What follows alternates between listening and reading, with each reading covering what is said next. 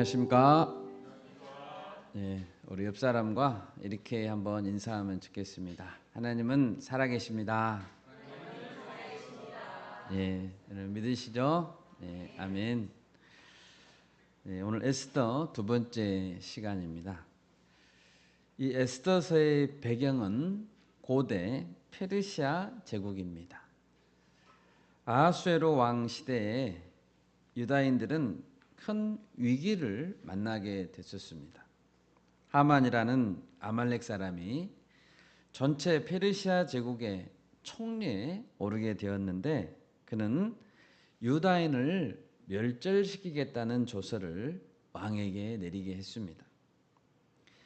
왕의 조서는 곧 국법이었습니다. 하만은 천문학적 금액의 뇌물과 날마다 이어지는 술잔치로 왕의 눈을 가리고 자신의 영향력을 키웠습니다. 단지 신앙의 양심에 따라 자기에게 절하지 않은 것인데 그것을 문제 삼아서 유다 민족 전체를 몰살시키려고 한 것은 대단히 악하고 잘못된 정책 결정이었습니다. 그런데 에스더와 모르드게를 비롯한 유다인 전체는 이런 위기 앞에서 하나님께 간절히 기도했습니다. 금식하고 굵은 베옷을 입고 죄를 뒤집어 쓰고 간절히 기도했습니다.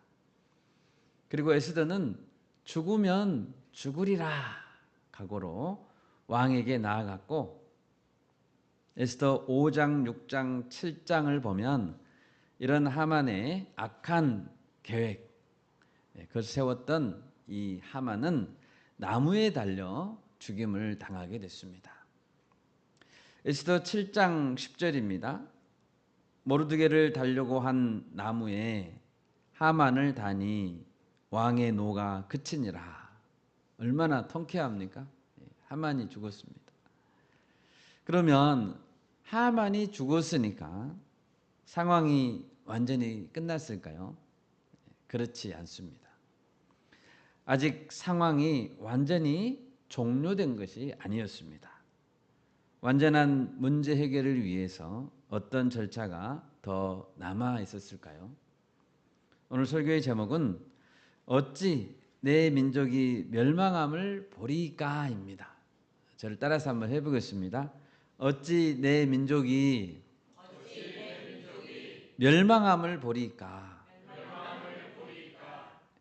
오늘 말씀을 통해서 하나님 어떤 방법으로 구원을 이루어 가시는지, 그리고 성도는 세상 가운데 어떤 자세로 살아가야 하는지 배우고 새길 수 있기를 소원합니다. 첫째로 오늘 말씀을 보면 하나님은 간절한 기도와 목자 심정을 통해서 일하십니다. 1절을 보십시오. 그날 아하수에로 왕이 유다인의 대적 하만의 집을 왕후 에스더에게 주니라. 왕은 하만의 집을 왕후 에스더에게 주어서 다스리게 했고 에스더는 왕에 대한 모르드게의 충성심 그리고 모르드게와 자신과의 관계를 드러냈습니다. 2절을 보십시오. 왕은 충성스러운 모르드게에게 어떤 상을 내렸습니까? 왕이 하만에게서 거둔 반지를 빼어 모르드게에게 준지라. 이 말은 전체 페르시아 제국의 2인자 자리를 모르드게에게 주었다는 뜻입니다. 그는 페르시아 제국의 총리가 됐습니다. 여러분, 유다인이었던 자들이죠.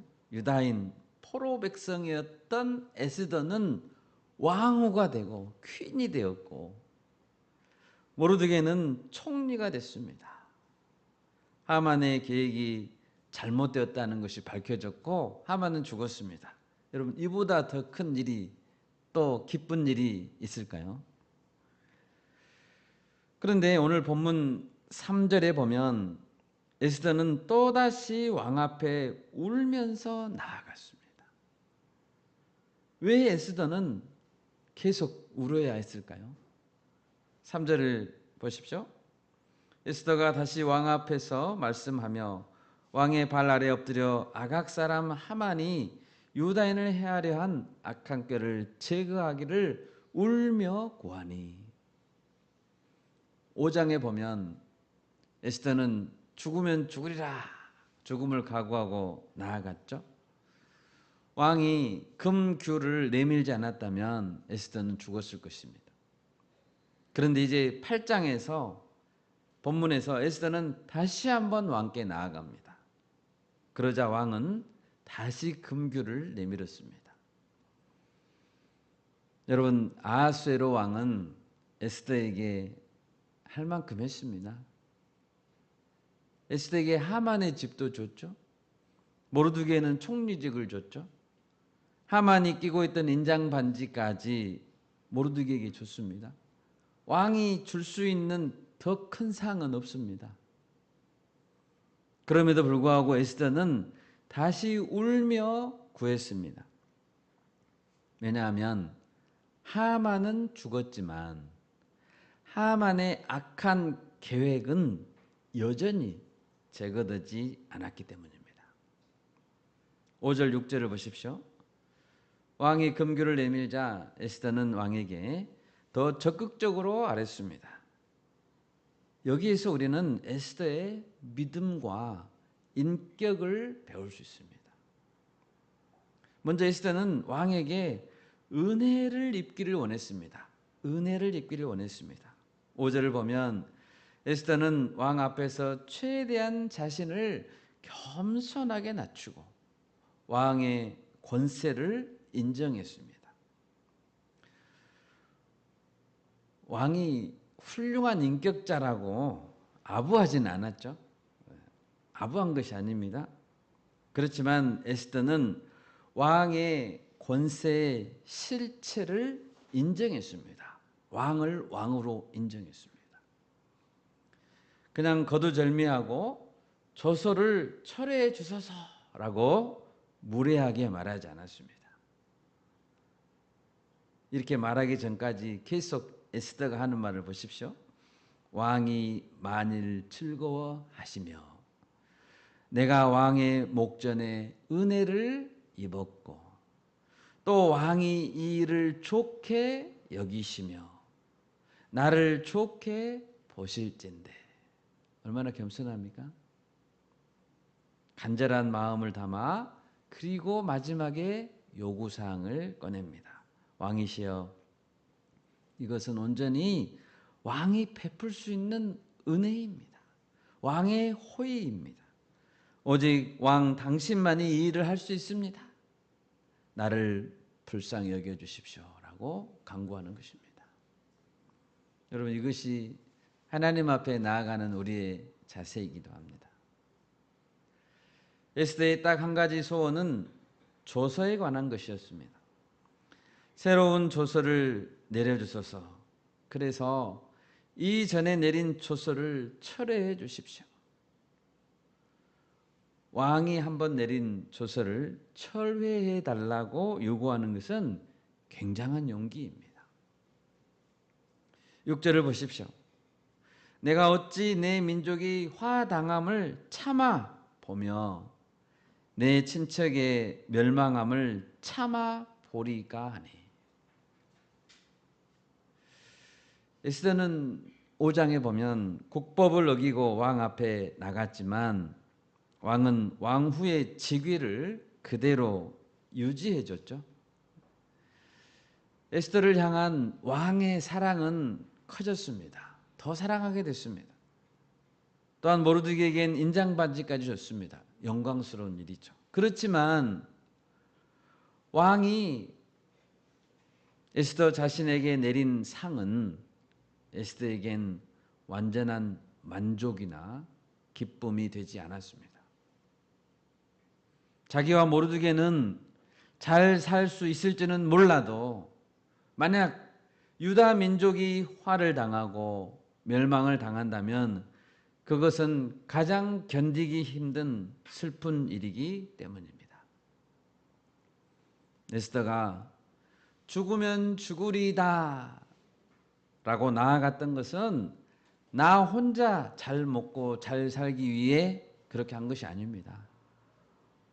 내 민족, 내 친척, 내 골육, 내 친구. 누구의 친구요? 내 친구요. 내 가족이요. 누구 가족이요? 내 가족이에요. 이들을 모두 사랑했기 때문에 그렇게 한 것입니다. 그래서 에스더는 다시 울며 간구하고 있는 것입니다. 이것은 예수님의 목자 심정을 생각하게 합니다. 어찌하든지 양떼를 먹이고자 하시는 목자의 심정입니다. 이러한 신앙의 자세는 일찍이 모세에게서도 나타났었습니다. 한 번은 이스라엘 민족이 시내산 아래에서 금송아지를 만들어서 경배했을 때 하나님은 진노했습니다. 하나님은 이스라엘을 다 죽여버리고 모세를 통해 새로운 나라를 세우겠다고 했습니다. 하나님은 충분히 그럴 능력이 있으신 분입니다. 우리 신명기 9장 14절 찾아보겠습니다.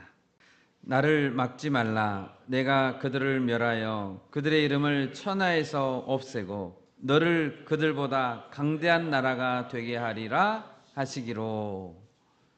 하나님은 그러실 수 있습니다. 이스라엘의 이름을 아예 없애버리겠다라고 하십니다. 그리고 모세를 들어서 더 강하고 모세 너를 써서 더 강하고 더 큰 나라로 새로 만들겠다고 하십니다. 그러면 모세는 감사해야 될까요? 모세는 어떻게 대답했습니까? 우리 출애굽기 32장 31, 32절 보겠습니다. 모세가 여호와께로 다시 나아가 여짜오되 슬프도소이다.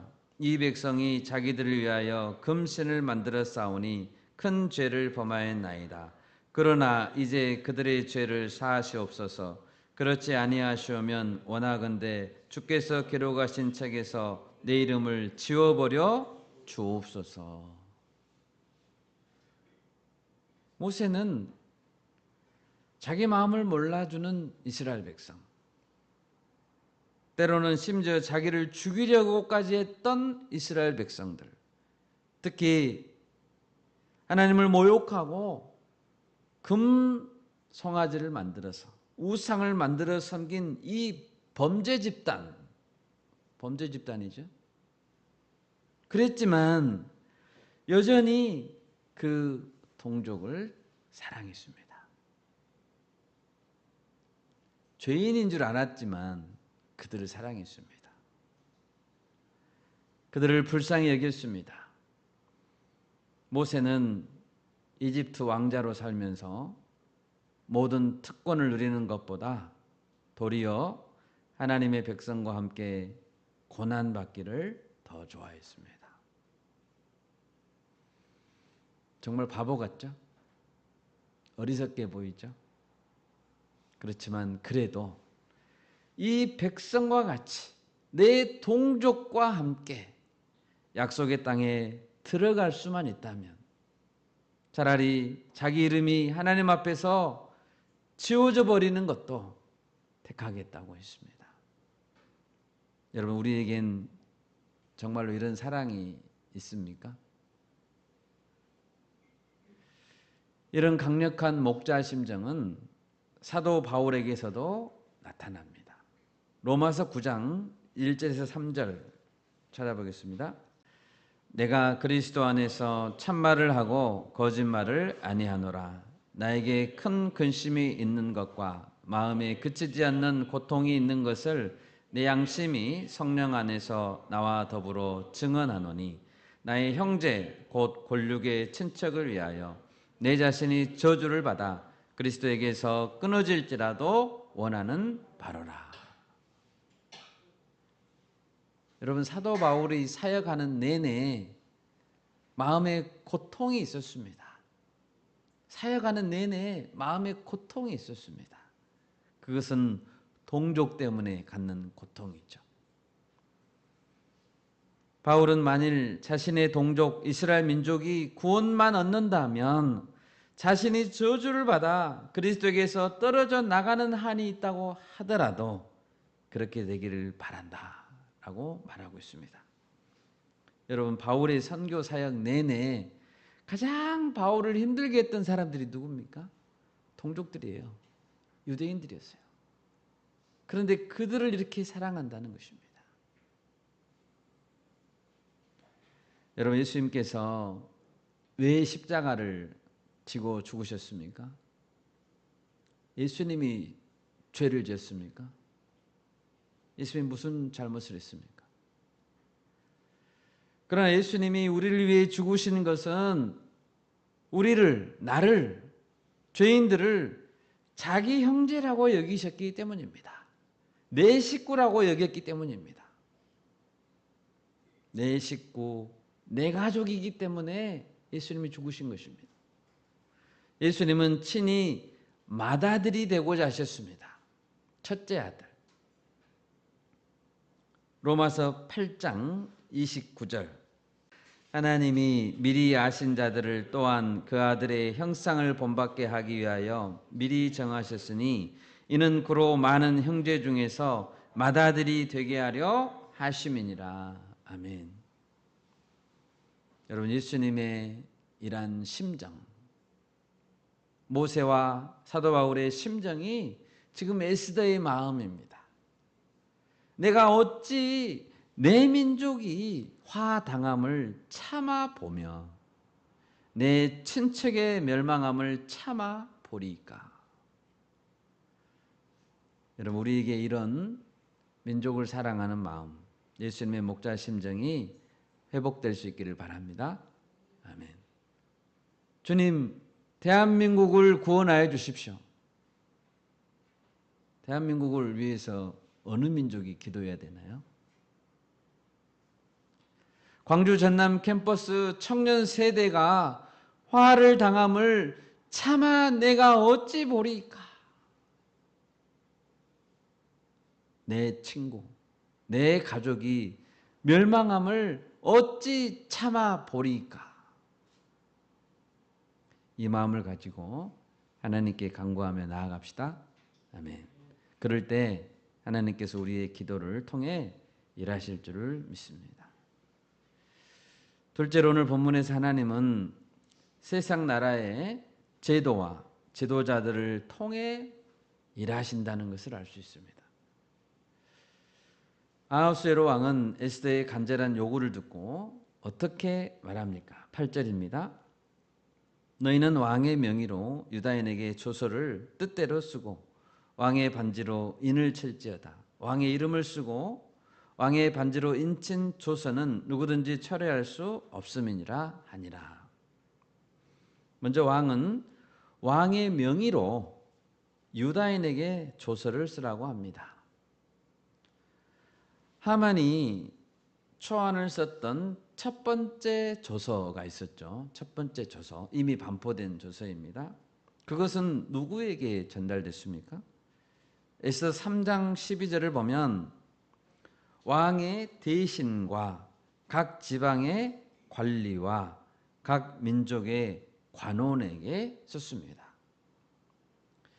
그런데 에스더 8장 9절을 보면 두 번째 조서, 이번에 쓰는 조서는 유다인과, 첫 번째가 유다인이 나옵니다. 대상이 유다인과 대신과 지방관과 관원은 1차 조서 때하고 똑같습니다. 전달되는 그 받는 사람이, 대상이 늘은 거죠. 유다인이 첫 번째입니다. 또한 그래서 첫 번째 조서에는 없었던 사항이 추가됐습니다. 유다인의 문자와 언어가 추가됐습니다. 그 당시 페르시아의 국법에는 한 번 반포된 조서는 절대로 철회할 수 없었습니다. 철회 불가입니다. 잘못됐어도 철회 불가예요. 에스더 1장 19절에 보면 조서는 결코 바뀌지 않는다는 것을 알 수 있습니다. 우리 같이 읽어볼까요?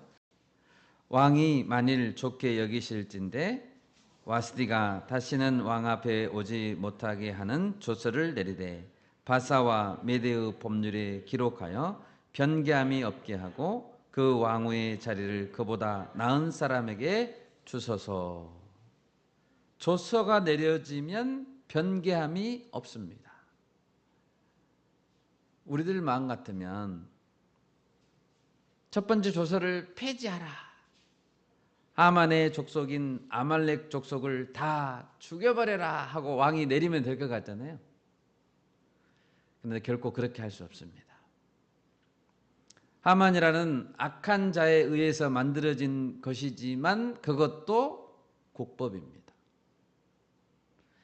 당장 취소시켜야 할 것 같은데 하나님은 취소시킬 수 있으시죠? 하나님이 하신다면. 그런데 하나님은 불합리한 국법을 직접 나서서, 하나님이 나서서 당장 뜯어 고치지 않았습니다. 에스더에는 하나님 이름이 한 번도 안 나온다고 했잖아요. 아하수에로 왕을 보십시오. 얼마나 이 왕은 어리석습니까? 하만이 준 뇌물을 받고 술잔치를 벌이고 얼마나 어리석습니까? 바보 같습니다. 할 수만 있다면 이 왕도 하나님 바꿔버려야 될 것 같습니다. 왕 바꿔버리죠 뭐. 그런데 하나님은 결코 그렇게 일하시지 않습니다.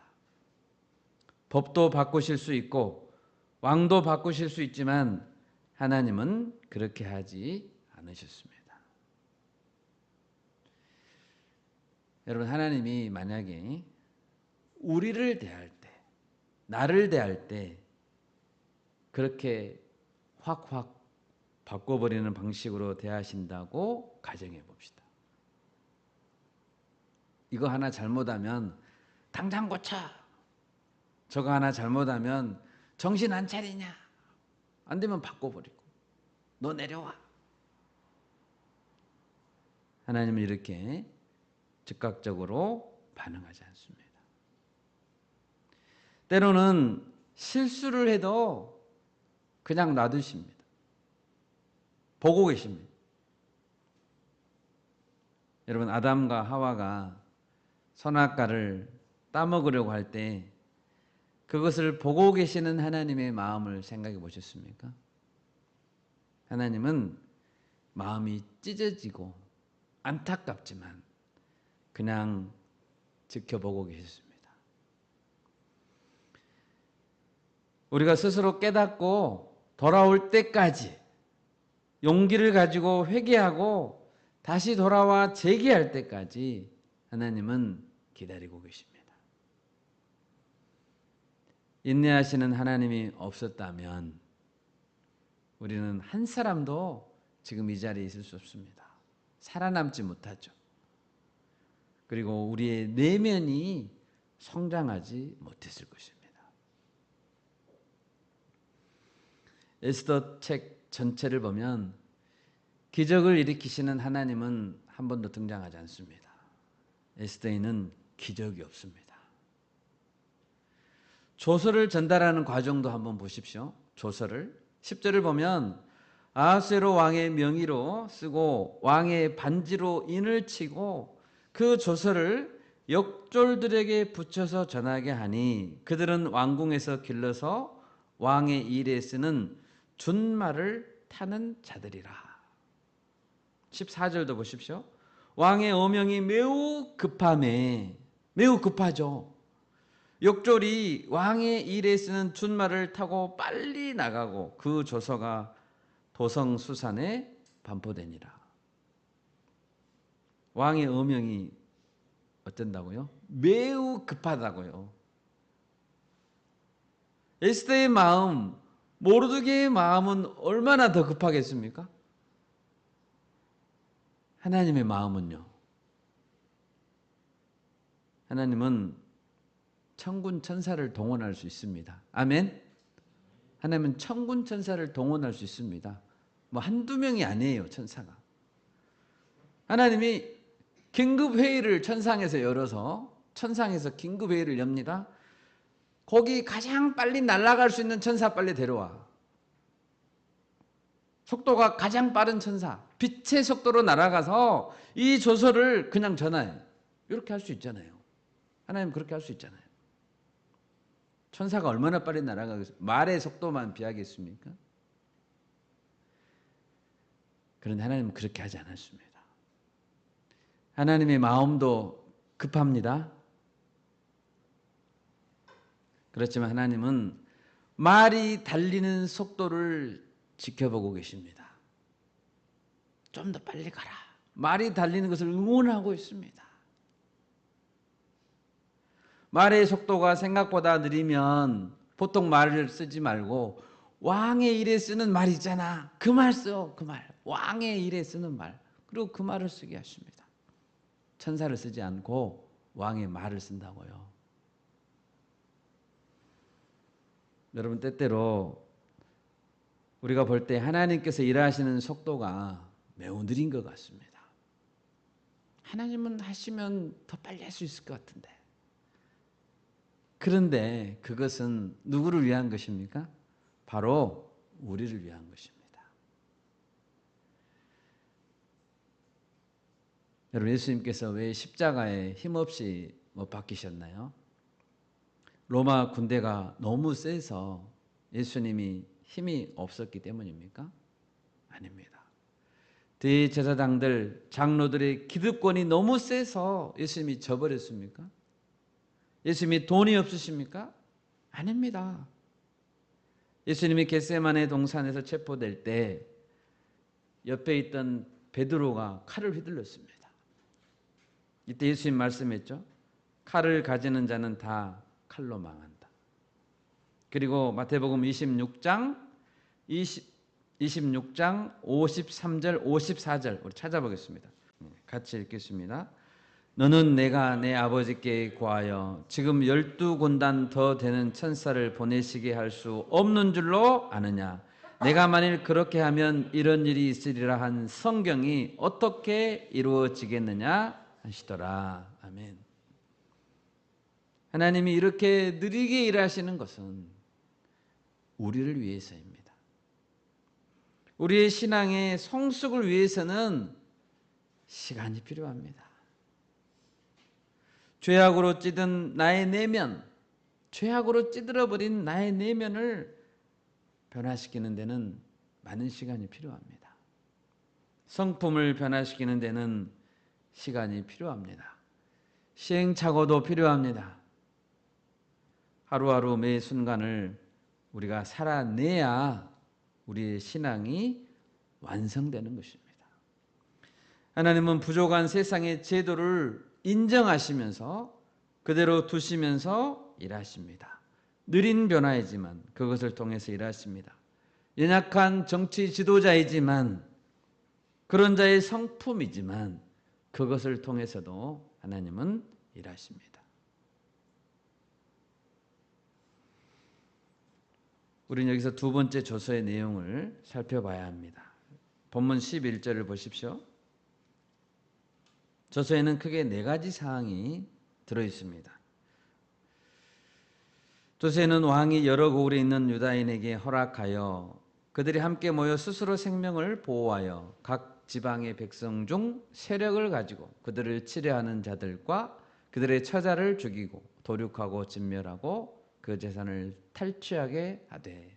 첫 번째는 여러 고을에 있는 유다인들이 함께 모이는 것을 허락했습니다. 함께 모일 수 있다. 모여서 뭐하죠? 대적들의 공격을 대비해서 조직을 갖추는 것을 허락했습니다. 두 번째, 스스로 생명을 보호하라고 했습니다. 적들의 공격에 대비해서 칼과 방패로 중무장해야 됩니다. 죽이려고 달려드니까요. 유다인들은 남은 몇 개월 동안 필요한 훈련과 준비를 해야 합니다. 필요한 훈련과 준비. 3월에 이제 두 번째 조서가 반포됐고 12월 달에 그날이 있잖아요. 남은 기간 동안 필요한 훈련과 준비를 해야 합니다. 왜요? 자신들이 직접 싸워야 되거든요. 스스로 생명을 보호해야 되거든요. 세 번째, 먼저 공격해 오는 자들을 죽이라고 합니다. 각 지방의 백성 중 세력을 가지고 그들을 치려하는 자들을 죽일 수 있습니다. 그리고 그들의 처자를 죽일 수 있습니다. 이것은 정당방위입니다. 먼저 공격하면 안 됩니다. 먼저 죽이면 안 됩니다. 공격해 올 때 방어하라는 것입니다. 네 번째, 마지막으로 그들의 재산을 탈취하라는 것입니다. 물론 실전에서는 그들은 탈취하지는 않았습니다. 재산에는 손대지 않았습니다. 여러분, 상식적으로 보면 왕이 첫 번째 조서와 두 번째 조서를 모두 반포했습니다. 그랬다면 페르시아 백성들 중에서 또는 아말렉 족속 중에서 유다인을 공격할 자들이 있을까요? 왕이 두 번째 조서까지 내렸는데 아무리 첫 번째 조서를 완전히 철회할 수는 없다고 할지라도 보통 사람 같으면 유다인들을 공격하면 안 된다는 것쯤은 알 수 있을 것 같습니다. 문제는 일부 사람들에서 하만을 따랐던 자들이 있었을 수 있고 유다인들에게 적개심을 품은 극성 아말렉 족속이 있을 수 있습니다. 그들은 첫 번째 조서를 근거로 유다인을 공격할 수 있습니다. 그래서 두 번째 조서에서 이런 악한 자들의 공격을 대비해서 유다인들에게 철저하게 자신의 생명과 재산을 보호하도록 한 것입니다. 여러분, 하나님은 자기 백성을 사랑하십니다. 하나님 우리를 사랑하십니다. 아멘. 하나님은 전능하십니다. 하나님은 그리고 하나님은 자녀들에게 특권도 주셨습니다. 능력도 주셨습니다. 그렇지만 그 특권을 우리 자신을 위해서 사용하면 안 되게 했습니다.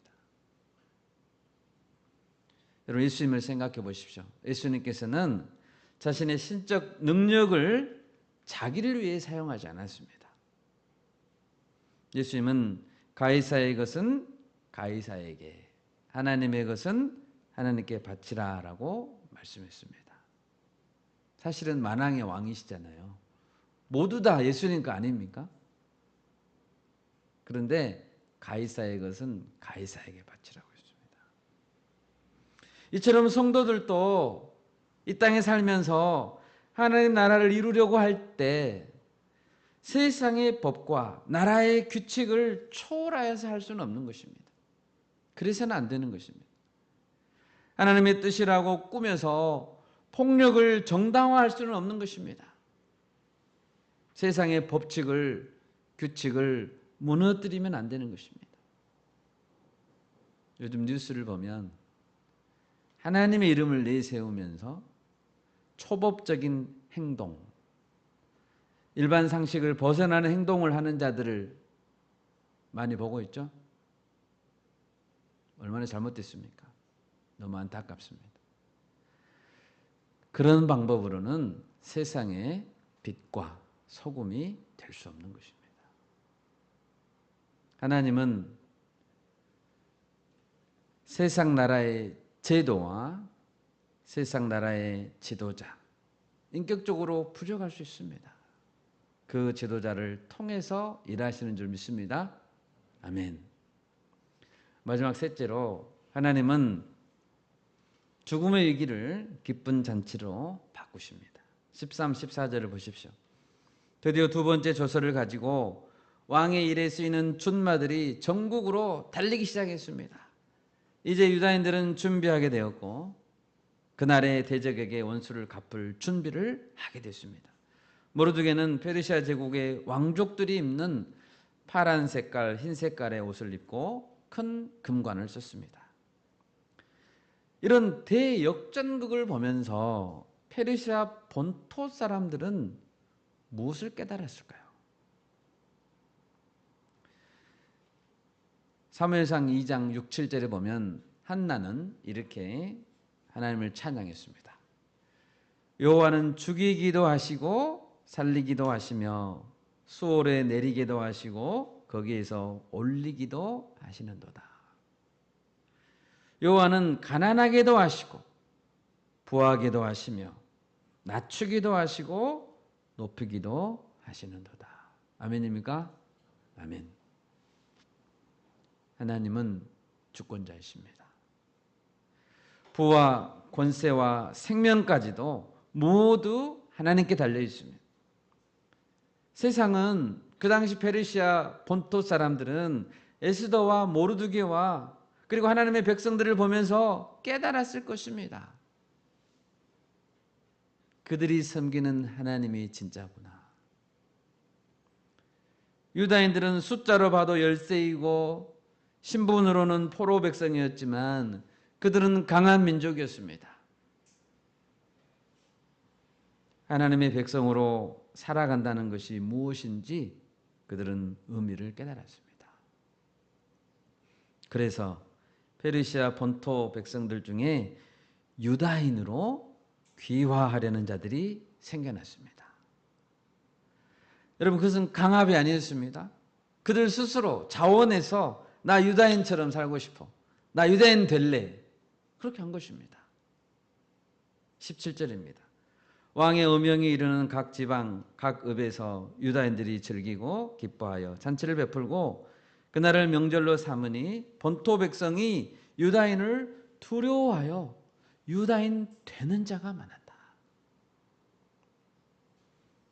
에스더 앞부분에서 유다인들은 하만이라는 자 때문에 고난을 당했습니다. 12월 13일이 되면 우리는 다 죽는다. 얼마나 울었을까요? 얼마나 큰 절망이었을까요? 그런데 결과적으로 보면 고난은 그들에게 유익이었습니다. 성도들에게 고난은 유익입니다. 아멘. 본토인들에게, 페르시아 본토인들에게 하나님의 존재, 하나님이 어떤 분이라는 것을 전하는 전도의 기회가 됐네요. 유다인들이 받는 고난은 전도의 기회가 된 것입니다. 간증이 되었던 것입니다. 여러분, 하나님의 백성은 결코 망하지 않습니다. 우리가 가는 길 끝에는 기쁨의 잔치가 준비되어 있는 줄 믿습니다. 아멘. 말씀을 맺겠습니다. 예수님은 우리에게 목자 심정이 회복되기를 원하고 계십니다. 어찌 내 민족이, 내 가족이 멸망함을 참아 보리이까. 주변에 있는 친구들, 가족들, 캠퍼스 학우들, 그들이 멸망함을 내가 어찌 참아 보리이까. 이 마음이 우리에게 다시 회복되기를 바랍니다. 아멘. 세상의 법과 제도를 통해서 하나님 일하십니다. 이번 대통령 선거를 볼 때 혼란스럽습니다. 그런데 이 가운데서도 하나님은 여전히 일하고 계십니다. 아멘. 그리고 그 제도를 통해서, 선거라는 제도, 그리고 뽑힌 지도자를 통해서 하나님은 일하실 것입니다. 만약 하나님의 말씀에 합당하지 않는 정책이 세워지려고 한다면 그때는 우리가 기도해야 되겠죠. 굵은 베옷을 입고 기도하고 그 제도를 막기 위해 에스더와 모르드게처럼 기도하고 도전해야 됩니다. 한국 교회가 세상을 향해 바른 모습을 보임으로써 세상이 그리스도인들을 두려워하고 나 그리스도인 될래, 그리스도인 될래 이렇게 많이 몰려드는, 그래서 우리가 빛의 소금의 사명을 감당하는 우리가 될 수 있기를 바랍니다. 아멘. 제가 기도하겠습니다.